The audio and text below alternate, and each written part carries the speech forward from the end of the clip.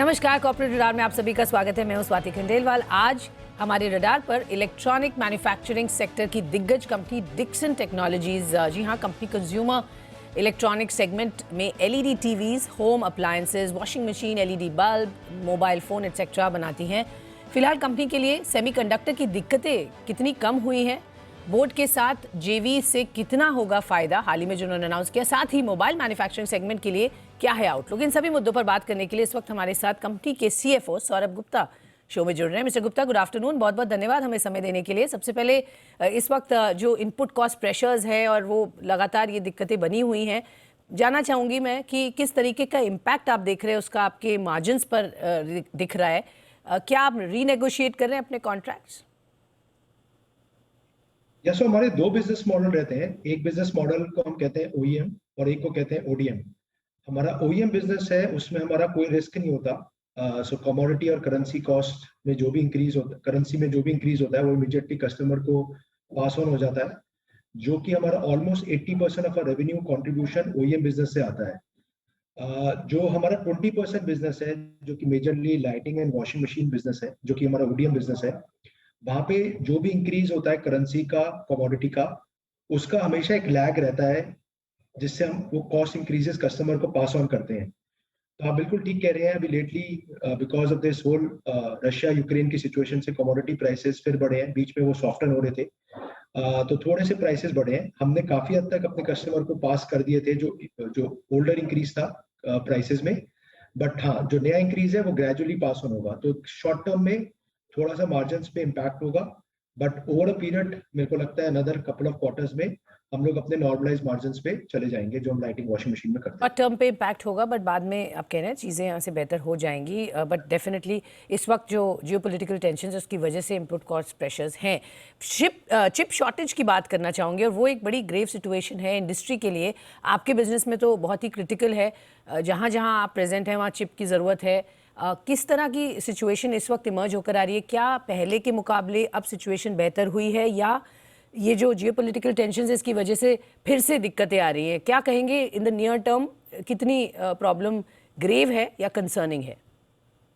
तो हमारे बिजनेस के लिए मैं कहूँगा सेमीकंडक्टर्स या चिप की शॉर्टेज का इशू नहीं है।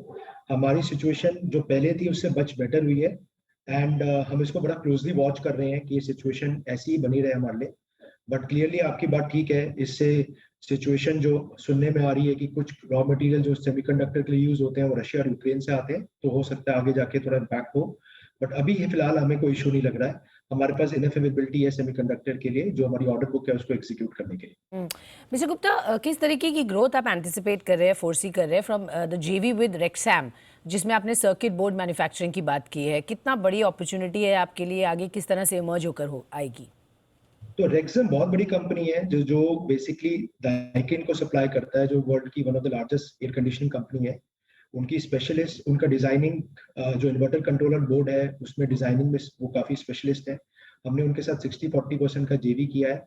वो क्लियरली देख रहे हैं कि इंडिया को एक मैन्युफैक्चरिंग हब बनाने के लिए, बोथ इंडियन, बड़ी डोमेस्टिक इंडियन मार्केट के लिए और ग्लोबल मार्केट्स के लिए।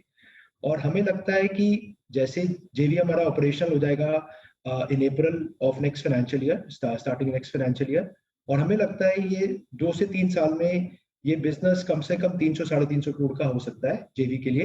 एंड हम लोग ना सिर्फ इंडिया के लिए बनाएंगे, बट ग्लोबली जो रेक्सम के सब ब्रांड्स हैं उनके लिए भी बनाएंगे। Okay, sure. तो यहाँ अपॉर्चुनिटी काफ़ी बड़ी है, आप कह रहे हैं इंडिया के साथ साथ ग्लोबल मार्केट्स के लिए भी ये अपॉर्चुनिटी देख रहे हैं। किस तरीके की इन्वेस्टमेंट्स हम देखेंगे, और ये मार्केट कितना बड़ा आपको हो सकता है in terms of contribution to your revenue? क्या आउटलुक होगा, क्या टाइमलाइंस होंगे? इसमें हम लोग जो गवर्नमेंट की प्रोडक्शन लिंक इंसेंटिव स्कीम है वाइट गुड्स की, उसमें हम लोग बेनिफिशियरी हैं। ये जेवी को ऑलरेडी अप्रूवल मिला हुआ है। तो इस जेवी में जो कमिटेड केपेक्स है अंडर द पीएलआई, वो अराउंड 50 करोड़ का है, जो हमें 5 साल में लगाना है। तो स्टार्टिंग नेक्स्ट फाइनेंशियल ईयर से लेकर नेक्स्ट 5 ईयर्स में हमें 50 करोड़ का केपेक्स करना है। और हमें लगता है कि ये 50 करोड़ का केपेक्स हमें ओवर द नेक्स्ट 5 ईयर्स कम से कम 2000 से 2500 करोड़ का रेवेन्यू कर सकता है, both for domestic and global markets. Okay, 2000 से 2500 करोड़ का रेवेन्यू ये कंट्रीब्यूट कर सकता है ओवर द नेक्स्ट 5 ईयर्स, आपने कहा। ठीक है, बोट के साथ जो टाइप है, वहाँ से कितना कंट्रीब्यूशन आ रहा है रेवेन्यू में? इस वक्त, और किस तरीके की ग्रोथ वहाँ हम एक्सपेक्ट कर सकते हैं TWSQ फ्रॉम दैट? हाँ, तो बोट जैसे कि आपको पता है इंडिया का लार्जेस्ट ब्रांड है और ग्लोबली भी अमंग द टॉप 5 ब्रांड्स है, they are doing very well. Overall ये सेगमेंट वेरिएबल्स और हेरेबल्स का 100% प्लस पे ग्रो कर रहा है इंडिया में। सो क्लियरली हमें लगता है कि हमारा जो बोट का जेवी है, जो 50-50 जेवी होगा, उसमें इन द नेक्स्ट 2 साल के अंदर वो जेवी कम से कम 2 हजार के आसपास करोड़ का रेवेन्यू कर सकता है क्लियरली। और उसमें जेवी का मैंडेट है कि इनिशियली वो मैन्युफैक्चरिंग करेगा, फिर उसके बाद कंपोनेंट्स की मैन्युफैक्चरिंग करेगा, क्योंकि गवर्नमेंट का एक पीएमपी प्रोग्राम है, फेज मैन्युफैक्चरिंग प्रोग्राम है, जिसमें वो कंपोनेंट्स चाहते हैं कि इंडिया में उनकी कैपेसिटीज बने और कंपोनेंट्स इंडिया में ही बने।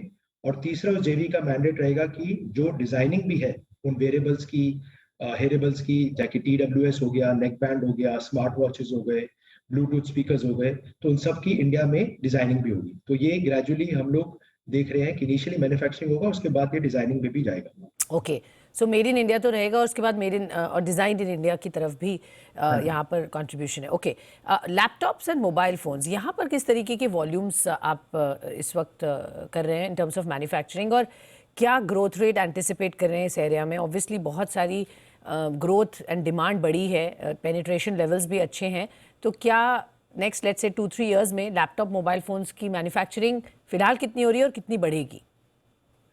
तो लैपटॉप्स और टैबलेट्स इंडिया में बहुत बड़ी मार्केट है। गवर्नमेंट इसमें भी एक प्रोडक्शन लिंक इंसेंटिव स्कीम लेके आई है, जिसमें हम लोग बेनिफिशियरी हैं। क्योंकि इंडिया में अगर आप देखें तो ये ऑलमोस्ट 5 से 6 बिलियन डॉलर की मार्केट है, तो ऑलमोस्ट 45,000 करोड़ की मार्केट है। और 90% ऑफ द मार्केट की जो डिमांड रिक्वायरमेंट है वो इम्पोर्ट होती है। तो जो गवर्नमेंट की प्रोडक्शन लिंक इंसेंटिव स्कीम आई है, इससे मोर डोमेस्टिक मैन्युफैक्चरिंग होगा और डीपनिंग ऑफ मैन्युफैक्चरिंग होगा, कंपोनेंट्स का मोर वैल्यू एडिशन बढ़ेगी इंडिया में। तो हमारा इसमें जो सबसे पहला कस्टमर जिसका टाइप हुआ है वो एसर है, जो कि among the top 5 global brands है। तो हमें इसमें अपना आउटलुक बहुत अच्छा लग रहा है। हमें लगता है कि एसर के साथ हम अगले साल कम से कम 600 से 700 करोड़ का रेवेन्यू कर सकते हैं। और और जो हम लोग और भी बड़े कस्टमर से बात कर रहे हैं, जो कि जो ग्लोबली टॉप 3-4 कस्टमर्स में आते हैं। एंड हमें लगता है कि इसमें भी हमारा ग्रोथ विजिबिलिटी काफी अच्छा रहेगा। And working capital intensity and businesses में जनरली कम होता है, तो आरओसी प्रोफाइल भी अच्छा रहेगा। टारगेट्स क्या बोले आपने मोबाइल मैन्युफैक्चरिंग सेगमेंट के?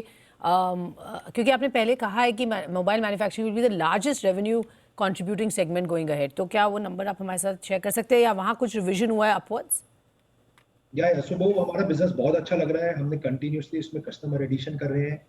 तो हमारे जो कस्टमर्स हैं वो डोमेस्टिक मार्केट के लिए भी हैं, ग्लोबल मार्केट्स के लिए भी हैं। हमारे कस्टमर्स ने बहुत अच्छा आउटलुक बताया है अगले साल का।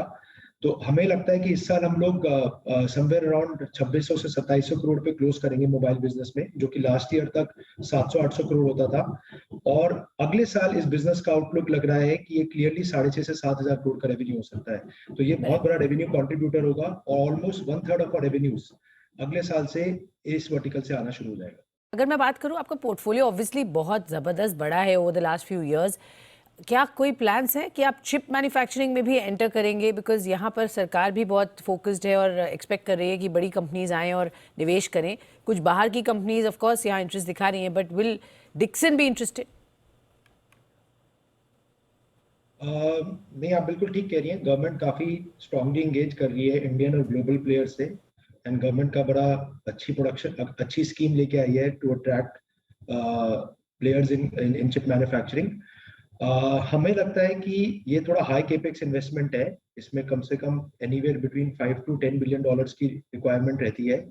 सो डिक्सन का चिप मैन्युफैक्चरिंग में आना मुश्किल है, बट हम हो सकता है कि हम ट्राई कर रहे हैं कि एलईडी चिप पैकेजिंग, जो कि पार्ट होता है, और उसमें भी गवर्नमेंट की पीएलआई है, तो हम उसमें थोड़ा सोच रहे हैं, उसको वैल्यूएट कर रहे हैं।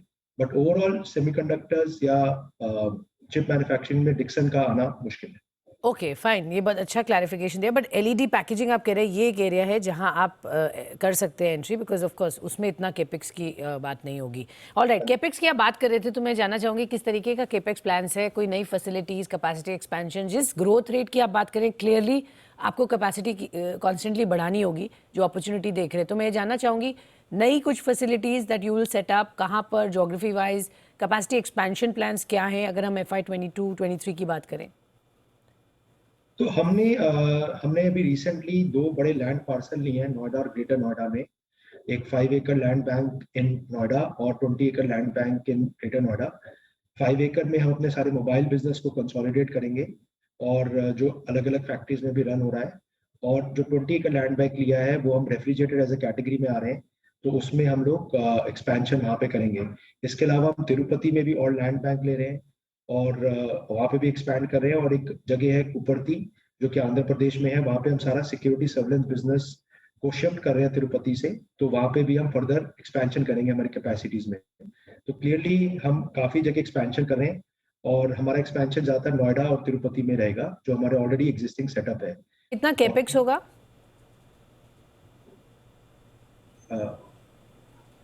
टोटल केपेक्स कितना होगा सर? तो इस साल हम क्लोज करेंगे अराउंड 380-85 करोड़ की केपेक्स पे।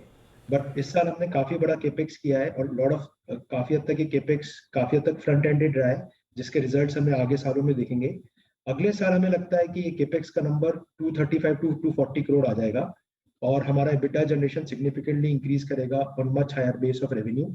तो हमें लगता है कि अगले साल हमारा जो फ्री कैश फ्लो है वो मच बेटर होना चाहिए as compare to this year.